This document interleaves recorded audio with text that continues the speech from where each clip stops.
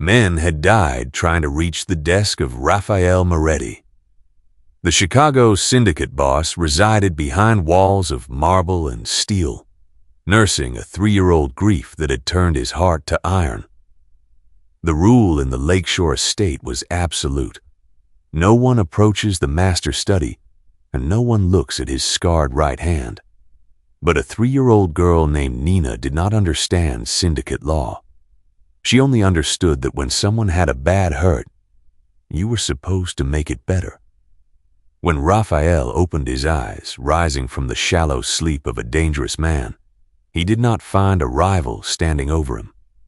He found a little girl with brown curls, solemnly pressing a yellow star-covered bandage against the burn scars of the most feared hand in the city. Raphael did not move.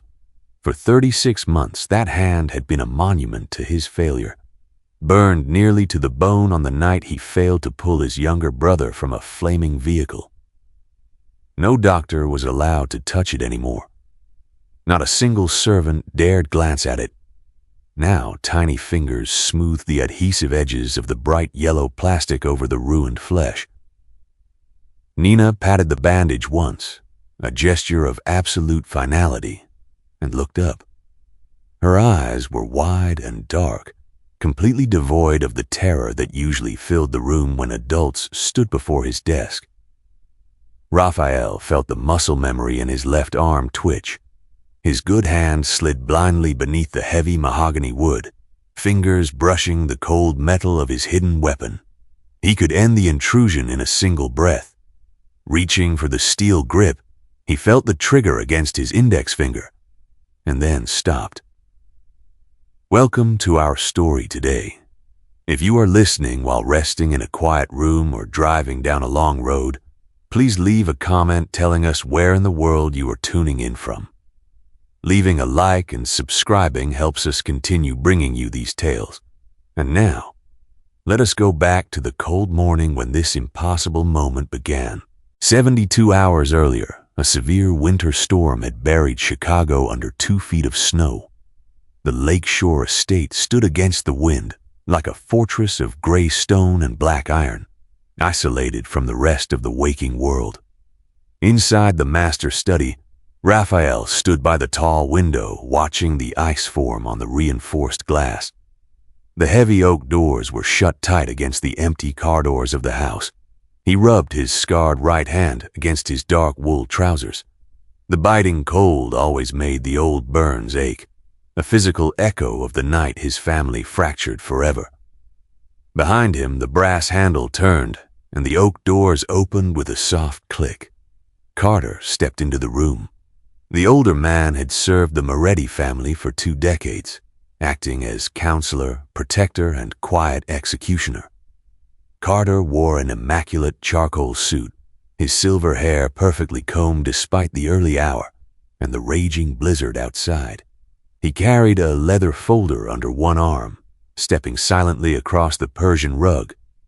Pausing 3 paces from the desk, he remained respectful, patient, and thoroughly trusted. "The winter solstice meeting is in 4 days, Raphael," Carter said, his voice calm and steady in the echoing room. "The Council of Houses expects the Grand Hall to look exactly as it did when your father hosted." Raphael turned away from the frosted window. "The hall has not been opened in 3 years," Raphael answered. "There is nothing to celebrate." "Which is why the antique tapestries need immediate repair," Carter replied, setting the folder on the polished wood. "The dampness has ruined the linings. I have located a contract seamstress, a young woman who works fast with heavy fabrics and asks no questions. She will only be in the house for 3 weeks." Raphael looked at the unlit fireplace, his expression flat and unreadable. The thought of a stranger wandering his quiet halls irritated him, an unpredictable variable in a life he had spent 3 years locking down. But tradition was the only thing holding the fragile peace between the syndicates, and tradition demanded the Grand Hall be ready for the council. "Keep her in the West Wing," Raphael commanded, his tone leaving no room for debate.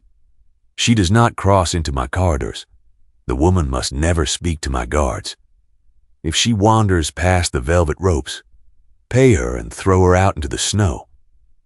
Carter nodded smoothly, folding his hands before him. "I will make the boundaries exceptionally clear," he said softly. The older man turned and left the study, the heavy doors shutting behind him with a sound like a ceiling vault.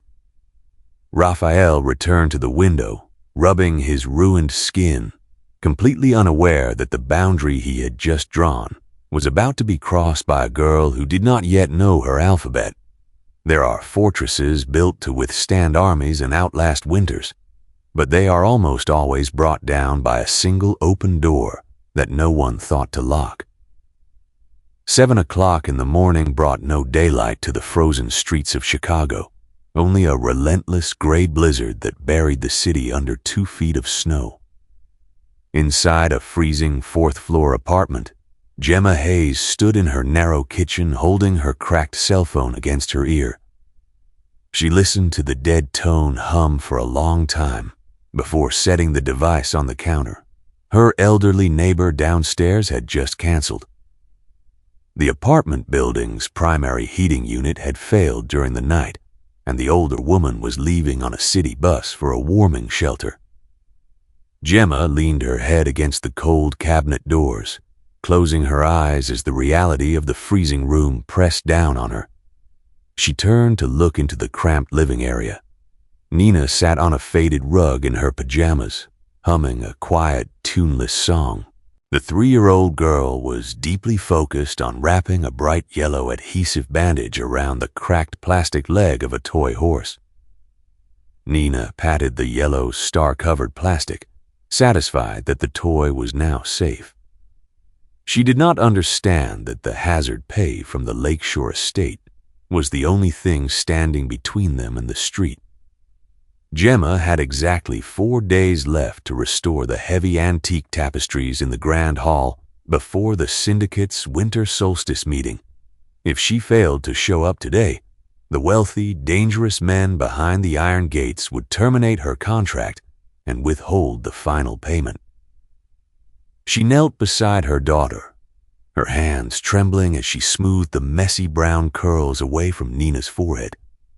Gemma had sworn a silent oath never to bring her innocent child anywhere near the lethal men who employed her, but the icy radiators and the empty cupboards offered no alternative. Gathering her resolve, the young mother bundled Nina into a thick wool coat, wrapped a red-knitted scarf securely around the small neck, and carried her out into the screaming storm. The journey took 40 grueling minutes of fighting through knee-high snowdrifts and waiting for stalled transit trains. When they finally reached the service entrance of the Lakeshore estate, the sheer scale of the stone walls made Gemma feel like a trespassing ghost. 2 men in heavy black overcoats stood by the steel delivery gates, their eyes scanning the mother and child with cold, practiced suspicion. One guard stepped forward, shaking his head and pointing a thick, gloved finger back toward the whiteout conditions of the street. Gemma clutched Nina tighter, begging for just 1 day of shelter inside the servant quarters so she could finish her sewing. The guard simply stared at her, his right hand resting near his belt, preparing to force them away. Then, the heavy steel door beside the guardhouse clicked open. Carter stepped out into the freezing wind. The older man wore the same immaculate charcoal suit from the day before, seemingly unbothered by the plunging temperature. He raised one bare hand. "Step back," Carter said to the guards. The armed men immediately retreated in total silence, dropping their eyes to the ground. Carter looked down at Gemma, and then his gaze shifted to the small girl shivering against her mother's leg. His stern face melted into an expression of warm, paternal understanding. Punishing a hard-working mother for a sudden snowstorm is no way to manage a respectable household, Carter said. His voice was smooth, cultured, and incredibly gentle, presenting a stark contrast to the brutal stone wall surrounding them. Carter gestured gracefully for them to enter the warm delivery bay, pulling the heavy door wide. As Gemma stepped over the threshold, murmuring her endless, desperate thanks, a small calico cat slipped past her snow-covered boots. The stray animal darted in from the blizzard, shaking wet flakes from its mottled fur before disappearing down a dark stone corridor. Nina pointed a small red mitten at the empty hallway, her dark eyes wide with sudden interest. Carter smiled warmly, crouching down slightly to address the little girl. "That cat lives near the kitchens," Carter told Nina. "It likes to play hide-and-seek in the empty rooms." Rising to his feet, he looked at Gemma. "Take your daughter straight to the West Wing," Carter instructed her, his tone deeply reassuring. "As long as you stay behind the red velvet ropes, no harm will come to either of you." Gemma nodded eagerly, profoundly grateful for the older man's sudden kindness, entirely unaware of the lethal calculations occurring behind his polite smile. She carried Nina inside, stepping onto the polished marble floors that smelled of expensive wax and old money. Behind her, the massive iron delivery doors swung shut.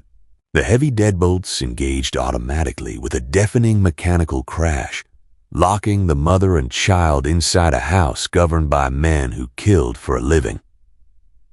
Poverty is a quiet kind of violence, one that often forces a desperate mother to take her child by the hand and walk willingly into a den of wolves. 9:30 in the morning brought a pale, hollow light through the towering frosted windows of the West Wing. Gemma led Nina into a vast corridor that felt more like a museum than a home, its marble floors polished to a mirror shine that reflected the grim gray sky. Along the far wall hung the antique tapestries, enormous woven panels depicting hunting scenes in faded greens and golds, their heavy velvet linings unspooling at the hems. 10 paces away, stretched across the corridor and hooked to heavy brass stands, hung the thick red velvet rope. It was the absolute boundary Carter had mandated, dividing the permitted workspace from the forbidden depths of the lakeshore estate. Gemma set her canvas work bag down on the floor, her hands still stiff from the freezing walk. She unbuttoned Nina's thick coat and unwrapped the red knitted scarf, gently sitting her daughter down on a small, faded circular rug she had brought from home. The little girl immediately pulled her plastic toy horse from her pocket and began examining its taped leg. Gemma knelt on the cold stone, opening her canvas bag to arrange her tools. She pulled out a spool of thick golden thread, a curved canvas needle, and a pair of heavy iron sewing shears. The massive scissors were older than Gemma, forged from solid blackened metal, resting on the marble with a dull, heavy thud. Next, she unpacked a small plastic box to keep her daughter occupied, sliding it across the rug. Inside lay a dozen bright yellow adhesive bandages with smiling stars, the only toys that held Nina's attention for hours. Gemma did not reach for the tapestries right away. Instead, she turned to her daughter, taking both of Nina's small warm hands in her own cold ones. The young mother swallowed hard, forcing her voice to remain steady, masking the sheer terror she felt vibrating in the walls around them. "Nina, look at Mommy," Gemma said, her tone urgent but quiet. The 3-year-old looked up, her dark eyes blinking slowly. "We are in a very big house today," Gemma whispered, squeezing the small hands. "And the men who live here do not like noise. We have to follow 3 rules. If we do not follow the rules, the men will send us back out into the snow, and we will be very cold tonight. Do you understand?" Nina nodded her head in a serious, heavy motion. "It is cold outside," Nina said. "Yes," Gemma replied.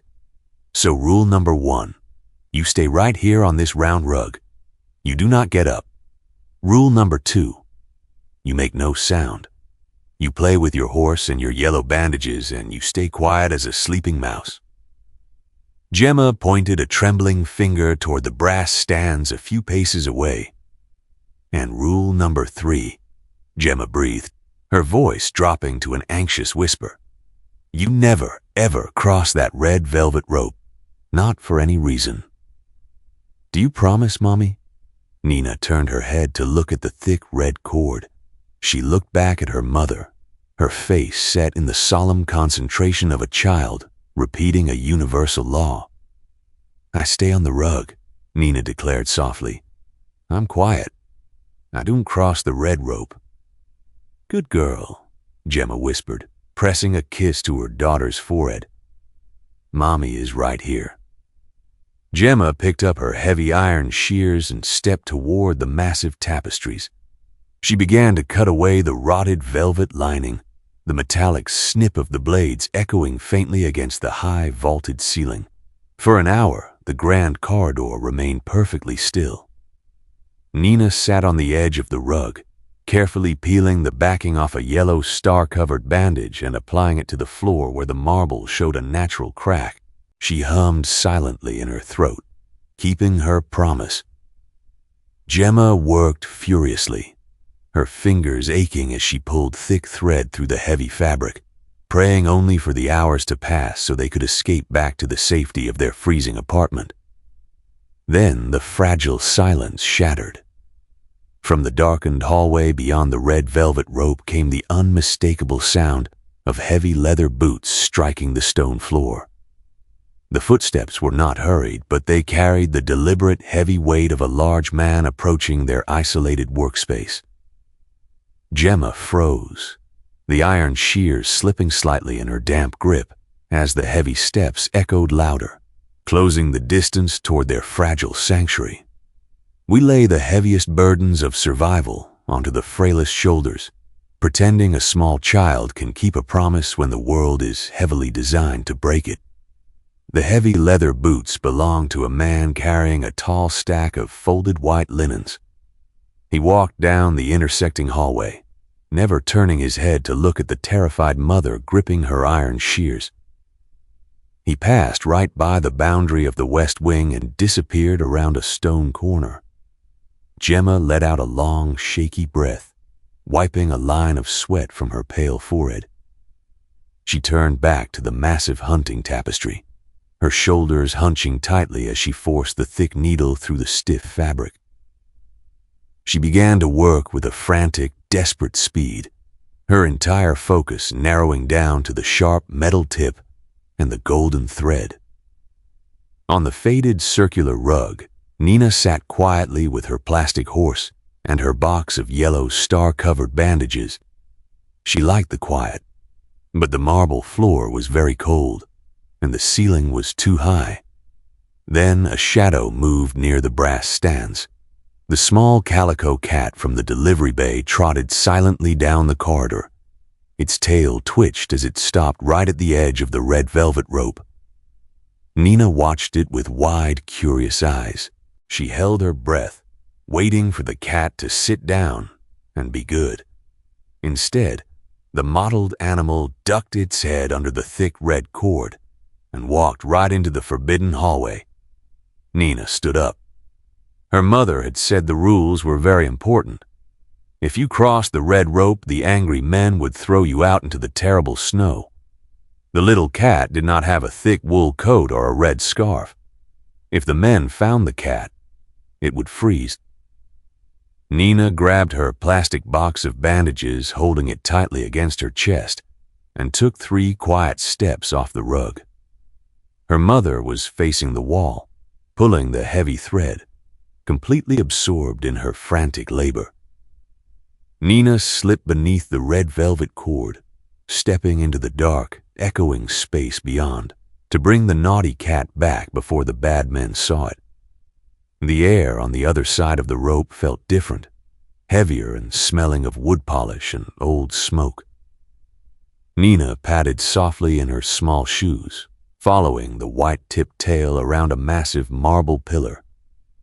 The corridor stretched out into a cavernous wing of the lakeshore estate where the light from the windows barely reached the floor.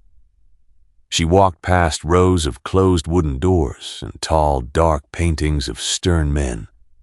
The cat was always just a few steps ahead, trotting silently deeper into the east wing. Nina rounded another corner and suddenly stopped, pressing her small back against a cold stone column. Two women wearing black dresses and white aprons were standing near a polished table, dusting a silver lamp. They were whispering, and Nina knew you were supposed to be very quiet when grown-ups whispered. "He never steps foot in the grand dining room anymore," the taller woman murmured, her voice barely louder than the dusting cloth. "Not since the winter of 3 years ago," the second woman shivered, glancing nervously down the hall. "I brought the tea tray yesterday and accidentally looked at his right hand," she whispered frantically. "The scars go all the way up his wrist. I thought he was going to throw me out the window for staring. Do not ever look at that hand." Nina clutched her box of bandages. She did not know what a grand dining room was, but she understood the rest. The boss of the big house had a bad hurt on his hand, a hurt so bad that everyone was scared of it. Her mother always said you put a bandage on a hurt to make it stop being scary. The two maids gathered their cleaning supplies and hurried away in the opposite direction. Nina peeked around the pillar. The calico cat was sitting at the very end of the long hallway, right outside a set of massive oak doors. One of the heavy doors was cracked open just an inch, a mistake made by a careless guard during the morning shift change. The cat squeezed through the narrow gap and vanished. Nina walked quietly to the end of the hall. She placed her small hands against the dark, polished wood and pushed with all her might. The door opened just enough for her to slip her small body inside. She stepped into a room that smelled of old paper and leather, completely dark except for the gray light filtering through the frosted windows. Then the heavy oak door swung back on its brass hinges, clicking shut behind her with a solid, inescapable thud.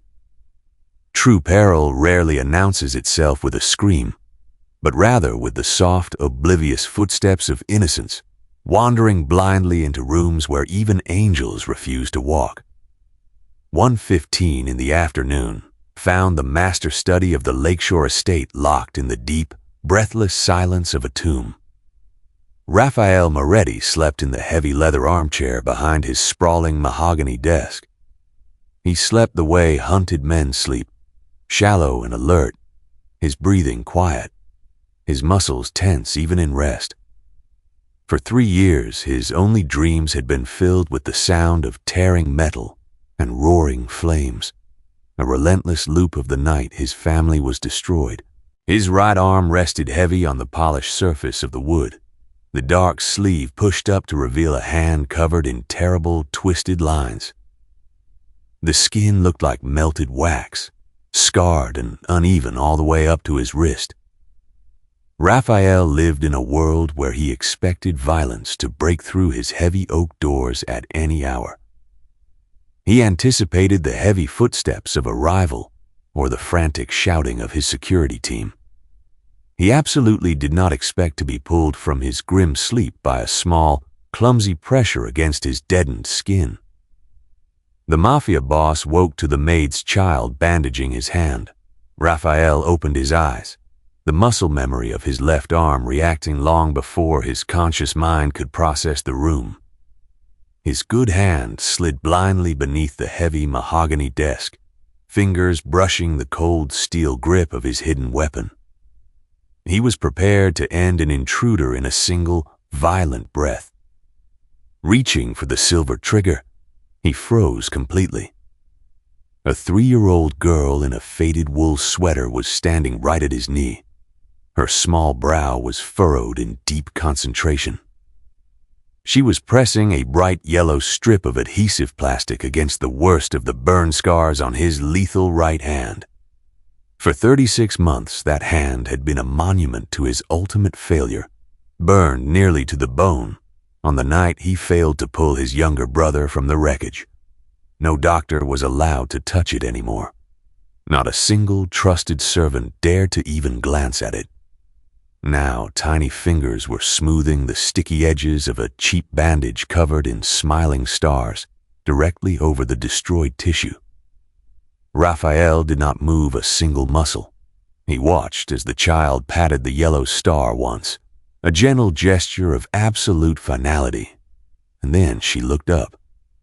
Her wide, dark eyes met the cold, terrifying stare of the syndicate boss, and she showed no fear at all.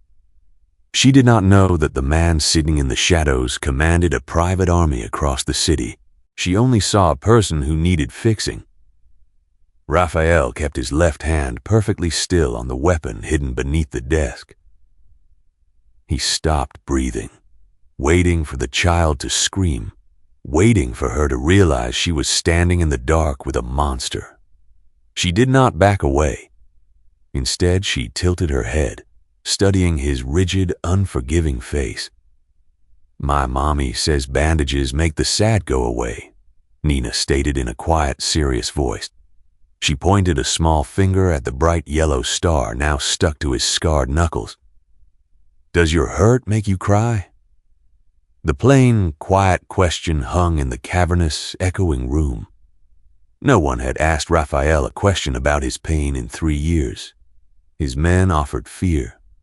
His rivals offered violence. His counselor Carter offered silent, efficient loyalty. Absolutely no one offered a plastic star. Raphael looked from the ridiculous yellow strip on his hand down to the tiny girl in the worn sweater.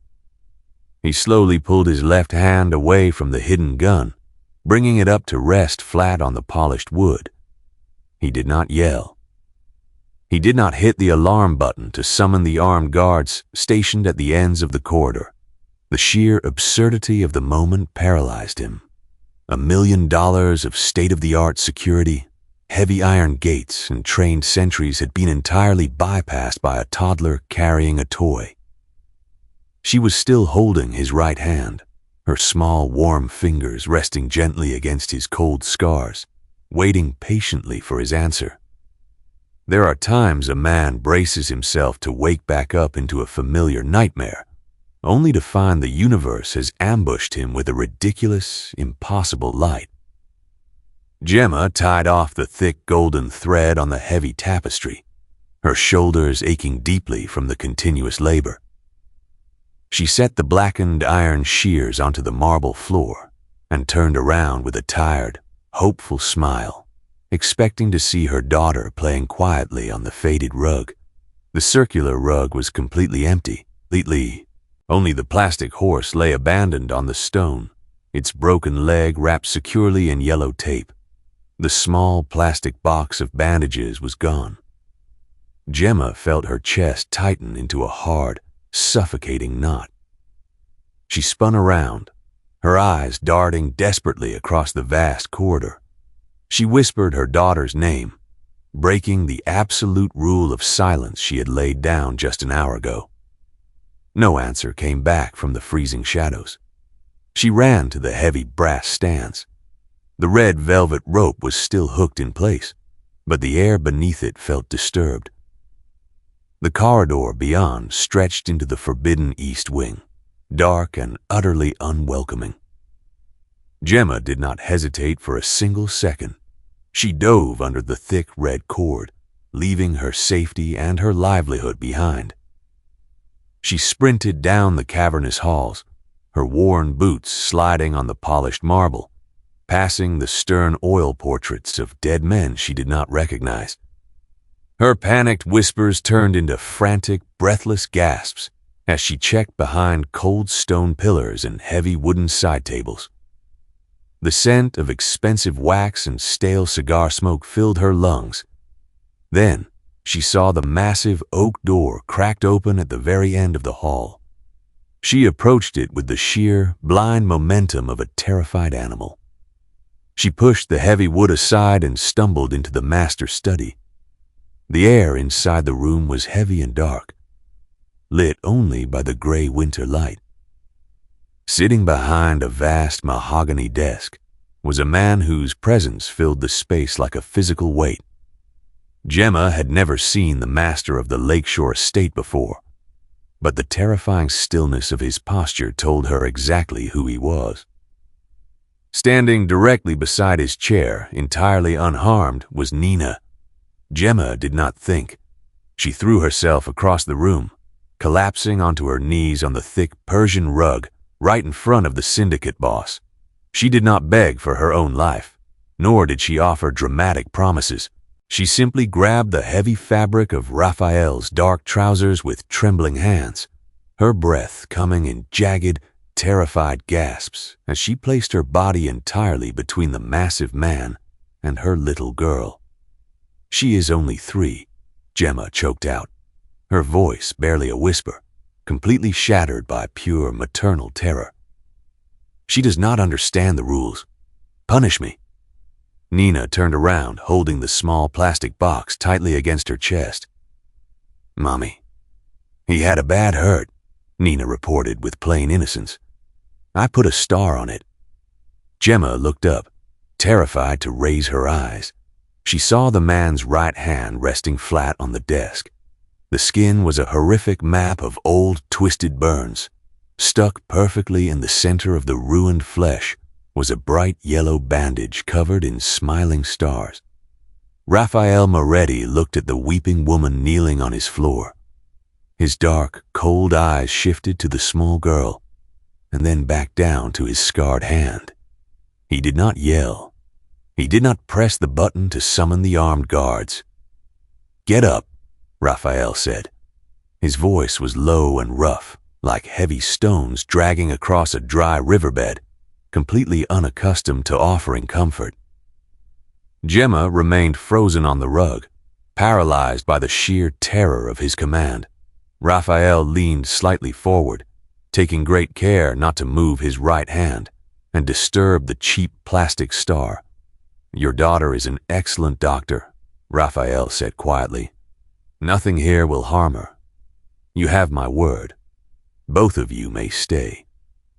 Gemma let out a ragged sob, pulling Nina into a desperate embrace, burying her face in the child's small wool sweater. Outside the study, hidden in the deep shadows of the intersecting hallway, Carter stood perfectly still. The older counselor had followed the frantic mother, expecting to watch Raphael enforce the iron laws of the estate. Instead, he watched the most ruthless man in Chicago issue a full pardon over a child's toy. Carter's immaculate charcoal suit blended seamlessly into the darkness. His face remained totally unreadable, but his cold, calculating eyes registered the impossible shift in his employer's armor. The loudest sound on earth is not a shattered window or a fired weapon, but the absolute deafening silence a mother's heart makes in the exact moment she believes she has lost everything. 2 weeks passed inside the lakeshore estate, and the impossible gradually transformed into the ordinary. Gemma no longer worked behind the isolated red velvet cord of the West Wing. Her canvas work bag and the massive iron sewing shears were relocated to the grand library on the ground floor, a cavernous room filled with towering oak bookshelves and the scent of old paper. Raphael Moretti never spoke of the pardon he had granted, but the entire rhythm of the dangerous household subtly shifted to accommodate a 3-year-old girl. The armed sentries in heavy black overcoats learned to step carefully around the polished marble corridors, avoiding the spots where Nina had stuck bright yellow bandages to fix cracks in the stone. The kitchen staff began leaving a small plate of sliced apples and plain crackers on a low table near the library fireplace, though no one ever claimed to have given the order. Gemma worked diligently on the heavy antique tapestries, pulling the golden thread through the thick velvet, allowing herself to breathe a little easier. She watched her daughter play safely on the floor with the stray calico cat, beginning to believe the terrifying men of the syndicate might actually leave them in peace. But as the winter solstice meeting drew closer, Gemma began to notice a quiet, unsettling pattern. Carter, the immaculate, silver-haired counselor, started appearing precisely whenever Nina was in the room. On a Tuesday afternoon, Gemma was kneeling beside a spread canvas when Carter stepped into the library. He wore his usual charcoal suit, his face fixed in a warm, paternal smile as he approached the little girl. Nina was busy wrapping a piece of yarn around her plastic horse. Carter crouched down gracefully, reaching into his pocket to produce a round peppermint wrapped in crinkling clear plastic. He extended his large, manicured hand toward the child, offering the sweet. Nina stopped humming immediately. She did not reach for the candy. Without saying a single word, the little girl stood up, took 3 deliberate steps backward, and hid entirely behind her mother, gripping the fabric of Gemma's skirt with tight fists. "No, thank you," Nina stated plainly, her voice muffled against the heavy cotton. "My tummy is full." Gemma flushed with embarrassment, quickly apologizing to the older man for her daughter's sudden lack of manners. Carter stood up smoothly, sliding the peppermint back into his pocket, his smile never wavering. He assured the young mother it was perfectly fine, noting that children often possessed a shy instinct around strangers. As Carter turned to leave the room, his leather shoe stepped onto a loose wooden floorboard near the edge of the heavy bookshelves. The oak plank gave a distinct hollow creak under his weight. Carter paused in his stride. He looked down at the slightly raised wood, tapping the edge of the board once with the toe of his shoe. A cold, calculating look crossed his features for a fraction of a second before he smoothed his expression and walked out into the corridor. The strange encounter unsettled Gemma, leaving a cold knot in her stomach that lasted through the evening. Hours later, after she had put Nina to sleep in a small guest room near the kitchen, Gemma realized she had left her heavy iron shears resting dangerously near the edge of the library table. Fearing the child might find the sharp blades in the morning, she walked quietly back through the darkened halls. Approaching the library doors, she heard a voice echoing softly from the unlit alcove beneath the grand staircase. Gemma stopped immediately, pressing her back against the freezing stone wall, her heart hammering against her ribs. It was Carter, standing in total darkness, speaking rapidly into a secure mobile phone. His voice was stripped of all its cultured warmth, reduced to a ruthless, metallic hiss. "The winter solstice meeting is our window, Orson," Carter whispered to the rival boss on the other end of the line. "Raphael is completely distracted by this new sentimentality. I have the security schedules. You bring your men to the south gates on Thursday night, and the Falcone family will finally take this estate from the inside. It is a terrifying law of nature that the darkest shadows do not gather in the unlit corners, but choose to grow directly beside the brightest lights." 11:40 at night brought a crushing silence to the lakeshore estate. Raphael Moretti sat alone in the dim light of the master study, the heavy oak doors shut against the freezing winter draft. He stared at the bottom drawer of his mahogany desk, a brass lock staring back at him like an unblinking eye. For 3 years, the key had remained hidden inside the lining of his dark wool coat, untouched and heavy with memory. Tonight, the air in the room felt different, softened somehow by the faint trace of spilled apple juice and the stray yellow bandages stuck to the legs of his chairs. He reached into his pocket, his scarred right hand trembling slightly as his fingers closed around the cold metal key. Raphael slid the key into the brass lock, turning it with a sharp, echoing click that sounded louder than a gunshot in the quiet room. He pulled the heavy wooden drawer open. Inside lay a single object resting on a bed of dark velvet. It was a silver pocket watch, its intricate casing blackened by fire and its glass face violently cracked down the center. The delicate black hands were permanently frozen at 2:14 in the morning, the exact minute his younger brother's vehicle had been consumed by flames. Raphael picked up the ruined timepiece, the cold silver biting into his scarred palm. He did not hear the heavy oak doors push open on their well-oiled hinges. Small, quiet footsteps padded across the thick Persian rug, completely undetected by the highly trained syndicate boss. "You are awake," Nina stated in a soft, sleepy voice. Raphael startled, his broad shoulders tensing as he looked down. The 3-year-old girl stood beside his chair, clutching her red-knitted scarf like a security blanket, her messy brown curls falling over her dark eyes. She had slipped out of the guest room, wandering the massive estate in the dark. Raphael did not reprimand her for breaking the night rules. He only looked at her, his throat tight, unable to hide the broken silver watch resting in his ruined hand.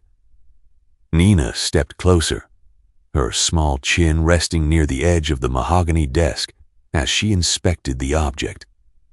"It is broken," Nina whispered, pointing a tiny finger at the shattered glass face. "Yes," Raphael answered, his voice hoarse and completely stripped of its usual commanding iron. "It belonged to my brother. It broke a very long time ago, and I cannot fix it."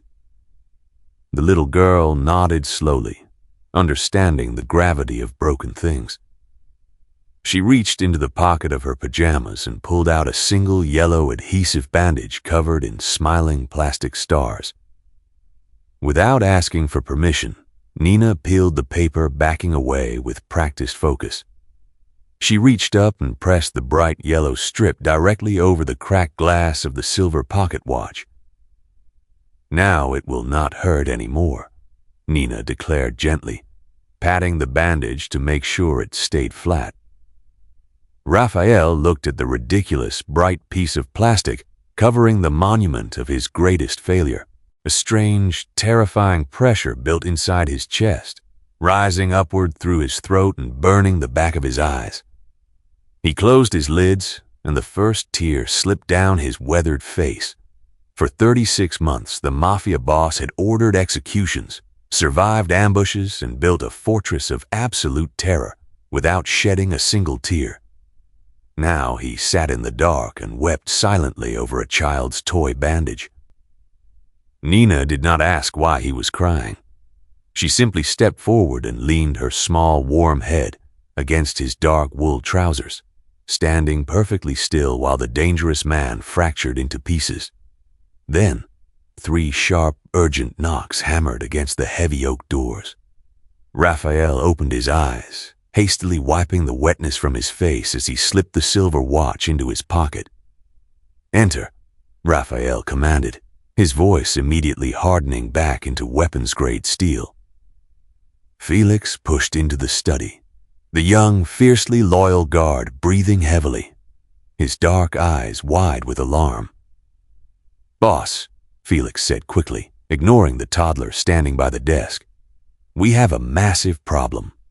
The perimeter alarms just triggered, and the security feeds for the south gates have gone completely dark. The strongest dams do not collapse under the sudden weight of a massive storm, but surrender slowly to the quiet, persistent pressure of a single drop of water finding a hidden crack." 2 in the morning brought a tense, heavy quiet back to the lakeshore estate. The perimeter alarms from hours earlier had been silenced, dismissed by the security guards as a frozen sensor in the winter storm, though the air inside the stone walls remained thick with unspoken dread. Gemma could not sleep. The terrible words she had overheard Carter whisper under the staircase echoed endlessly in her mind. She knew she had to warn the master of the house, but approaching the syndicate boss in the dead of night felt like walking directly into a loaded weapon. Gathering whatever courage she had left, she prepared a steaming cup of black tea in the servant kitchens and walked down the shadowed corridor toward the master study. The heavy oak doors were open just a fraction. Raphael sat alone by the dying embers of the fireplace, holding a blackened silver pocket watch.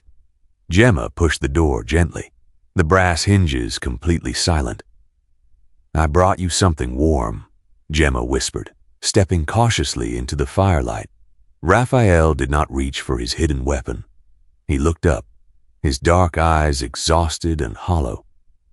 "Sit down, Gemma," Raphael replied, using her first name for the very first time. She sat on the edge of a leather wingback chair, setting the porcelain cup on the low table between them. Raphael stared at the broken glass of the watch, tracing the edge of the yellow star bandage his daughter had placed there hours ago. "My younger brother gave this to me," Raphael said, his voice dropping into a rough, jagged rasp. "3 years ago, an ambush forced his car off a bridge. It caught fire immediately. I reached the wreckage in time to hear him shouting my name, but the heat had melted the steel door shut. I burned my right hand down to the tendons trying to pull the frame apart. I failed to save him." Gemma stared at the terrible scars covering his lethal hand, feeling a profound ache for the ruthless man. "I am so sorry," Gemma breathed, her hands clutching the fabric of her skirt. "My husband did not die in a fire," Gemma continued softly, watching the glowing embers. "He just packed a single leather bag one morning, looked at his infant daughter, and walked out into the snow because being a father was too heavy a burden. He left us with absolutely nothing but dangerous debts and a freezing apartment. I have been running from his creditors ever since." Raphael turned his terrifying cold gaze directly onto her. "He was a coward," Raphael stated, pronouncing the judgment with absolute, undeniable certainty. "You stayed and fought for your child. You are the strongest person in this entire house, Gemma." The genuine respect in his harsh voice wrapped around her shoulders like a heavy, protective shield. "Thank you, Raphael," Gemma answered, testing the weight of his first name on her tongue. It didn't taste like fear anymore. The quiet arithmetic of two broken people sharing their scars had forged an unbreakable bond between them. Gemma took a deep breath, leaning forward to warn him about the counselor. "Raphael, there is something you need to know about Carter," Gemma began, her voice trembling. "I heard him talking about Thursday." Raphael raised his unscarred hand gently, cutting her off as the heavy footsteps of a passing guard echoed outside the door. "The perimeter is on full lockdown," Raphael assured her, completely misinterpreting her terror.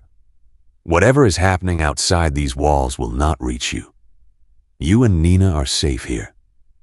He spoke with such absolute authority that Gemma lost her nerve, nodding silently as she stood up to leave. She retreated through the dark corridors, returning to her small guest room near the kitchens. Nina was sleeping soundly on the narrow mattress, her small chest rising and falling under a thick wool blanket. Gemma walked to the wooden table to pack away her canvas work bag. Reaching into the dark fabric, her fingers brushed against stiff paper instead of soft golden thread. She pulled out a heavy manila envelope that had definitely not been there an hour ago. Inside was a printed bank ledger in her exact name, showing massive cash deposits from the rival Falcone family, accompanied by a forged handwritten letter detailing the exact security vulnerabilities of the Lakeshore estate. Two broken people do not heal by ignoring their shattered pieces, but by sitting in the dark and trusting someone else to look at the sharp edges without turning away. 4 in the afternoon cast long, strange shadows across the grand library of the Lakeshore estate. Nina sat alone on a large woven rug in the center of the echoing room. Her mother had told her to stay exactly right there for just 5 minutes. Gemma had looked very scared, clutching a thick brown envelope to her chest before running out the door to find the boss with the scarred hand. Nina did not like it when her mother looked scared. To make herself feel better, she squeezed her favorite toy, a floppy rag doll with stitched button eyes and yarn for hair. The doll wore a yellow star-covered bandage on its cloth arm, placed there to keep the bad things away. The grand library was very quiet, smelling faintly of lemon wax and dusty paper. Then the small calico cat trotted out from beneath a leather sofa. The cat looked at Nina, twitched its white-tipped tail, and walked toward the towering oak bookshelves lining the far wall. Nina stood up, her small shoes making no sound on the thick rug. She wanted to show the cat her rag doll. She followed the mottled animal into the narrow shadows between the heavy wooden shelves. The cat squeezed behind a tall brass lamp and vanished. Nina stepped forward, placing her foot right near the edge of the heavy bookshelves. The wooden floorboard beneath her shoe made a funny, hollow, creaking sound. The oak plank shifted under her weight, tipping upward slightly because someone had carelessly left it unsealed. Nina stumbled, losing her balance for a fraction of a second. Her small fingers opened and the floppy rag doll tumbled from her grip. The toy dropped straight into the dark, narrow gap created by the raised floorboard, disappearing into the hidden space beneath the floor. Nina dropped to her knees immediately. She leaned over the gap, peering down into the dusty darkness. She could barely see the yarn hair of her doll resting on the bottom. She pushed her small hand into the tight space, stretching her fingers as far as they could go to rescue her toy. Her fingertips brushed against something hard and heavy.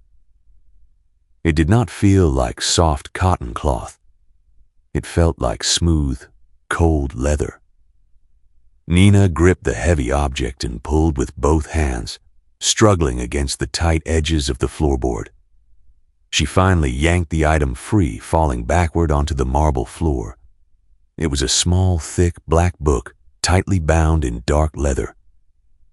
Nina set the heavy black book on the floor beside her knee, preparing to reach back into the hole for her doll. Before she could stretch her arm out again, the heavy library doors swung open. Carter stepped into the room. The older counselor wore his immaculate charcoal suit, his silver hair perfectly neat. He scanned the empty rug first, and then his sharp gaze caught the movement near the bookshelves. He walked toward Nina, his polite, warm smile firmly in place. Then Carter looked down at the floor. He saw the raised oak floorboard. He saw the heavy black book resting inches from the little girl. The leather book was Carter's private accounting ledger. It contained the names of the rival Falcone family contacts, the exact amounts of dirty money transferred, and the absolute written proof that he had orchestrated the fiery ambush that killed Raphael's brother 3 years ago. If anyone in the house saw those pages, Carter would be executed before the sun went down. The warm, paternal smile completely vanished from Carter's face.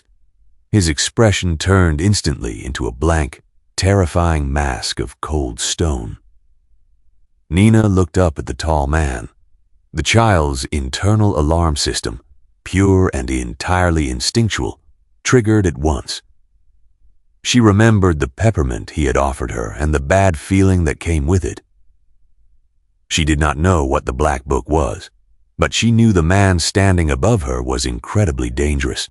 Nina backed away slowly, leaving the book on the floor, pressing her small shoulders tightly against the rows of old encyclopedias. Carter did not yell. He did not rush at her. He simply reached behind his back, wrapped his manicured fingers around the heavy brass key protruding from the inside of the library doors, and turned it. The heavy deadbolt engaged with a solid, echoing click, locking the innocent child alone in the room with the traitor. Often, it is the smallest, most innocent hands that manage to unearth the deepest, most carefully hidden graves. The solid, echoing click of the heavy deadbolt reverberated through the massive oak doors of the grand library. Standing in the center of the echoing room, Carter stared down at the 3-year-old child backed against the bookshelves. His sharp eyes flicked from the little girl to the black leather ledger resting on the marble floor.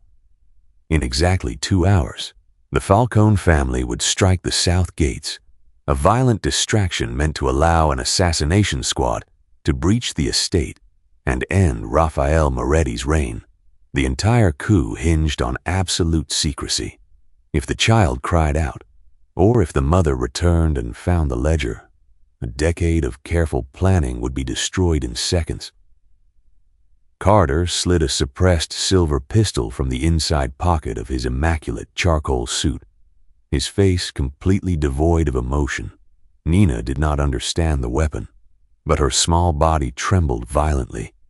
She instinctively raised her hands to cover her face, squeezing her dark eyes shut. Outside the locked doors, hurried footsteps slapped frantically against the stone corridor. Gemma had failed to find the syndicate boss in the master study. She was sprinting back to the library, the heavy forged envelope still clutched tightly to her chest. She reached the brass handles and pulled. The heavy oak doors refused to move. Gemma rattled the thick metal, a sudden surge of pure panic flooding her veins. "Nina!" Gemma shouted, abandoning every rule of silence the house commanded. "Nina! Mommy is here!" Inside the library, Carter stepped forward, raising the silver weapon. He needed the child dead, and he needed the ledger secured before he opened the doors to deal with the hysterical mother. He aimed the cold barrel at the small, shaking figure. Then a massive blur of black and tan muscle launched from the high gallery above the bookshelves. Bruno, the massive mastiff that guarded the upper floors of the Lakeshore estate, had slipped into the library hours earlier and had been sleeping on the balcony. The dog did not bark. He hit the marble floor with a bone-jarring thud directly between the armed traitor and the little girl. The massive beast bared his teeth, letting out a low, terrifying rumble that vibrated through the stone walls. Carter startled, stepping backward and instinctively firing a suppressed shot. The bullet grazed the heavy oak bookshelf, sending sharp splinters flying into the air. The sudden crack of the weapon shattered the heavy windows on the far wall. The violent sound pierced through the heavy oak doors, reaching Gemma in the corridor. She dropped the forged envelope onto the floor. Pure maternal adrenaline overrode every ounce of fear. Gemma reached into her deep skirt pocket, her hand closing around the cold iron grips of her massive sewing shears. She raised the heavy blackened metal high above her head and drove the sharp tips directly into the wooden paneling near the brass lock. The sheer force of the blow cracked the antique wood. She ripped the blades out and struck again, screaming her daughter's name, battering the heavy oak with the desperate strength of a woman defending her only reason to live. Inside, Carter cursed violently. The mastiff lunged, snapping its massive jaws at the counselor's arm. Carter kicked the beast away, scrambling to snatch the black ledger from the floor. He could not risk a protracted fight with the mother breaking through the door. He grabbed the heavy leather book, shoved the silver pistol back into his suit, and bolted for the Secret Service door hidden behind the velvet curtains on the east wall. The iron deadbolt on the main doors gave way with a splintering crash. Gemma burst into the grand library, the heavy iron shears raised like a lethal weapon. She saw the splintered wood, the snarling mastiff, and the empty space where the traitor had just vanished. But most importantly, she saw her daughter. Nina was sitting on the floor, perfectly unharmed, crying softly into her small hands. Gemma dropped the heavy iron shears to the marble. She fell to her knees, sliding across the polished stone to gather her child tightly into her chest, burying her face in the messy brown curls. The mother did not care about the shattered glass or the fleeing traitor. She only cared that the small heart pressed against her own was still beating steadily. There is a specific kind of loyalty that violently outlasts fear. Born in the exact moment a person realizes that some things are far more important than surviving. Midnight brought the winter solstice to the Lakeshore estate, but the Grand Council of Houses never convened. The loud assault at the south gates had failed hours earlier, the rival Falcone men breaking against reinforced steel, and armed guards entirely prepared for an attack. The quiet assault from the inside had failed alongside it. The heavy oak doors of the grand hall were locked, sealing the cavernous room in silence. The antique tapestries Gemma had desperately repaired hung beautifully along the stone walls, their golden threads catching the dim light of the crystal chandeliers. Beneath them stood Carter. His immaculate charcoal suit was torn at the shoulder, his silver hair completely disheveled. The massive iron doors of the estate were barred, and the older counselor had finally run out of places to hide. Raphael Moretti walked slowly into the center of the hall. He carried no weapon in his hands. His dark eyes were fixed entirely on the man who had stood at his right side for a decade. Felix and 4 loyal guards secured the perimeter of the room, their rifles lowered but ready. Standing in the shadows behind Raphael, completely refusing to hide in the servant quarters, was Gemma. She held Nina tightly against her chest, the heavy iron shears abandoned long ago. Carter looked at the syndicate boss, the warm, paternal mask completely stripped away, leaving only the bitter, hardened face of a grieving father. "You think you survived this night because you are strong, Raphael," Carter echoed through the cold room. "You survived because I spent 20 years building the walls of this house. I served your father. I served you. And in return, my only son was given a federal life sentence in a concrete box to cover up the reckless crimes of your younger brother." Raphael stopped walking. The cold air in the room seemed to freeze completely. The missing piece of the past 3 years finally locked into a terrible, devastating clarity. "You gave his route to the Falcon family," Raphael stated, his voice a low, dangerous rasp. "You orchestrated the ambush on the bridge." "He deserved to burn," Carter spat, the venom of a ruined man finally spilling over. "He took my son's life, so I took his. And I watched you burn your own hand to the bone trying to save a ghost. I wanted you to live in those ashes forever." Carter knew he was not going to walk out of the Lakeshore estate alive. He reached into his ruined suit coat, pulling the suppressed silver pistol. He did not aim at the massive syndicate boss.